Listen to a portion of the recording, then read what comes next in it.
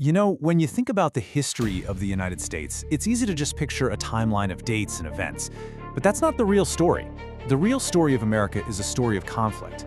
I mean, from the very beginning, this nation was forged in the fire of some really deep, often brutal struggles.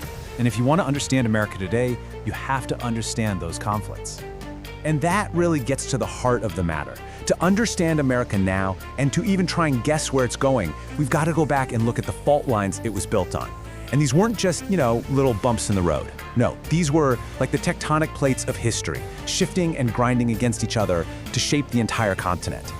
All right, so first things first, we need to get our timeline straight. This story doesn't start in 1776 or even in 1492 with Columbus. Not even close. For thousands and thousands of years before any Europeans showed up, this continent was home to literally hundreds of incredibly complex societies. We're talking nations that rose and fell, empires that traded, cultures that fought.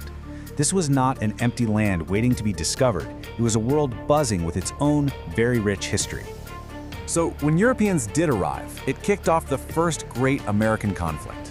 And this was a big one, a battle for the continent itself that would last for centuries. It was a massive clash, pitting the native peoples against these competing European empires. And every single one of them was determined to carve out their own piece of what they called the New World.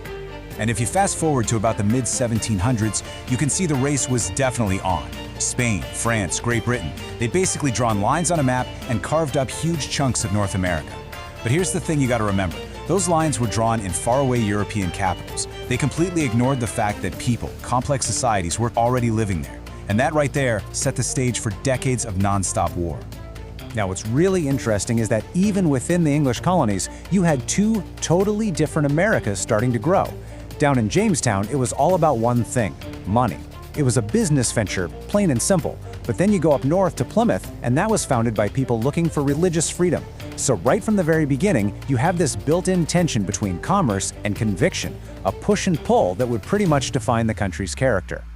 And this is absolutely crucial. Just 1 year, one single year before the Pilgrims landed at Plymouth seeking their freedom, another ship arrived in Virginia. And that ship was carrying the first enslaved Africans.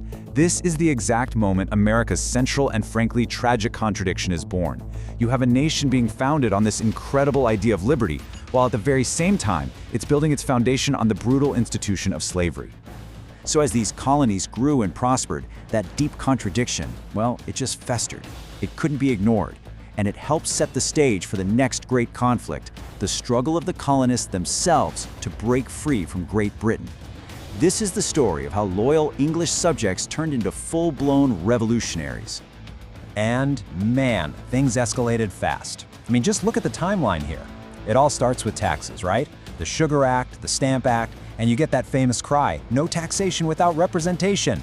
But peaceful protest quickly spirals into violence with the Boston Massacre, and then into open defiance with the Boston Tea Party.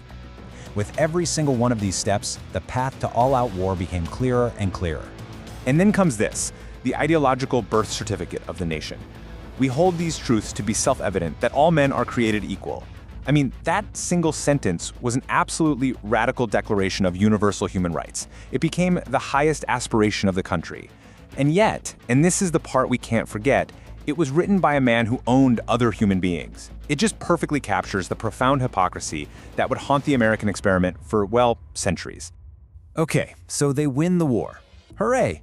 But now the founders face a brand new conflict. How in the world do we actually govern ourselves?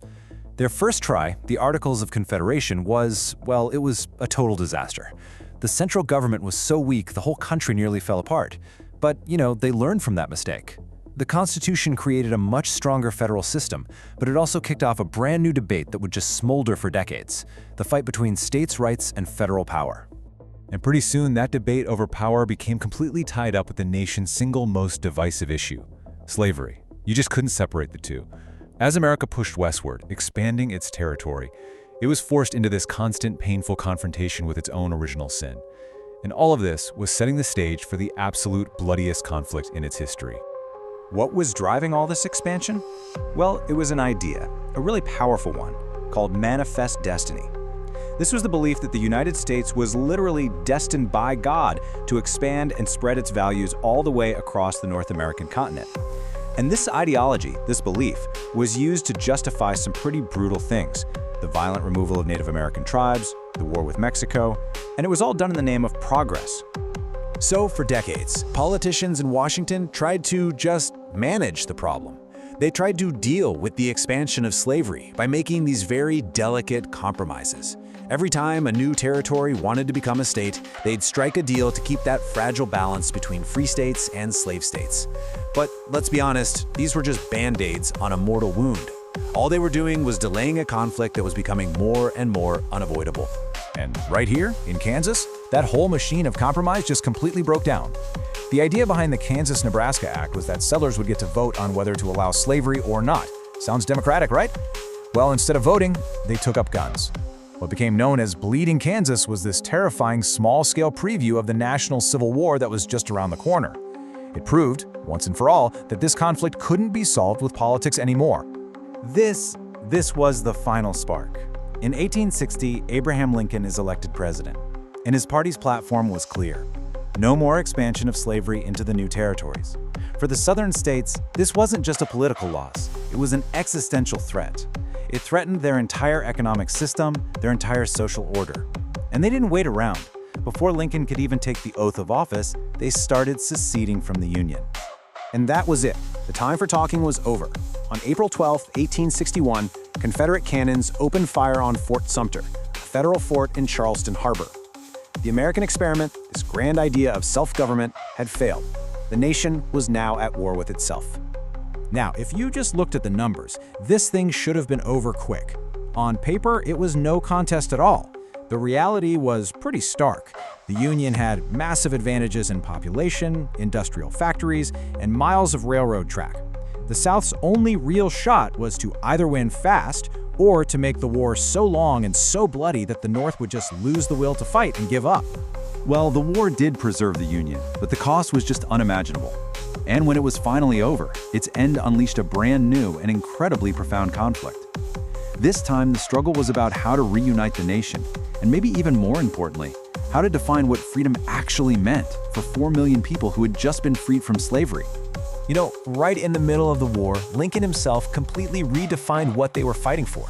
With these famous words from the Gettysburg Address, the war wasn't just about putting the old Union back together anymore. No, it was now about creating a new one. It was about a nation having a new birth of freedom, a nation that might finally live up to that incredible promise made back in 1776. And for a little while, for a brief, incredibly radical period after the war, that promise actually seemed within reach. I mean, look at this. 3 revolutionary amendments were added to the Constitution. The 13th, it abolishes slavery, period. The 14th grants citizenship and equal protection under the law. And the 15th guarantees the right to vote. This wasn't just reform. This was nothing short of a second American Revolution. But every revolution is met with a counter-revolution, and this one was especially violent.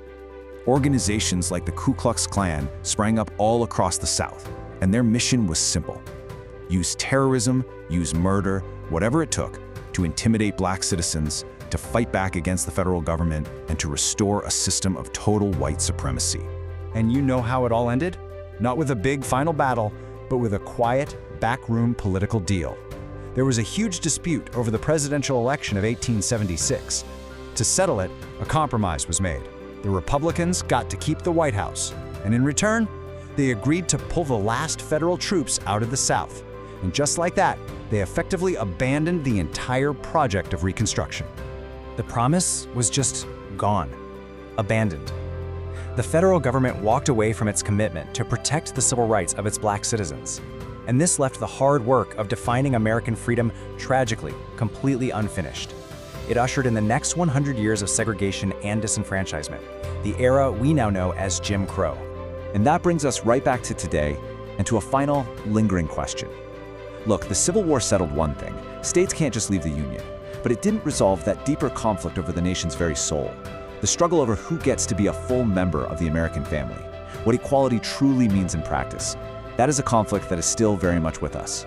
And it forces us to keep asking that fundamental question. What does it really take to be one nation, indivisible?